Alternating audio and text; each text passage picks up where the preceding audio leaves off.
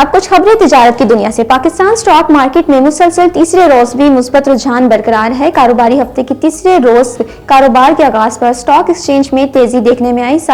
400 سے زائد پوائنٹس کے اضافے کے ساتھ پاکستان سٹاک مارکیٹ میں 100 انڈیکس 1,17,453 پوائنٹس کی سطح پر پہنچ گیا۔ واضح رہے کہ گزشتہ کاروباری دن کے اختتام پر پاکستان سٹاک ایکسچینج میں 801 پوائنٹس کے اضافے کے ساتھ 100 انڈیکس 1,17,001 پوائنٹس کی سطح پر بند ہوا تھا۔ وزیر خزانہ محمد اورنگزیب اور FPCCI وفد کے درمیان اہم ملاقات ہوئی۔ ملاقات کے دوران معیشت کے جامع چارٹر پیش کیا گیا، جس میں توانائی، صنعت، زراعت سمیت کئی شعبوں میں اصلاحات کی تجویز شامل ہے۔ چارٹر آف اکانومی میں شمسی اور ہوائی توانائی سب سے سستا ذریعہ قرار دیا گیا۔ وفد نے ریاستی ملکیتی اداروں کو پرائیویٹائز کرنے کی بھی تجویز دی۔ وزیر خزانہ نے کہا کہ حکومت توانائی، ٹیکس اور وفاقی حکومت کے سائز میں اصلاحات پر کام کر رہی ہے۔ وزیر خزانہ نے FPPCI کے معاشی کردار کے لیے کاوشوں کو سراہا۔ نجکاری کمیشن بورڈ نے PIA کی نجکاری کے لیے ٹرانزیکشن سٹرکچر کی منظوری دے دی۔ بورڈ کا اجلاس منشی نجکاری محمد علی کی زیر صدارت منعقد ہوا، جس میں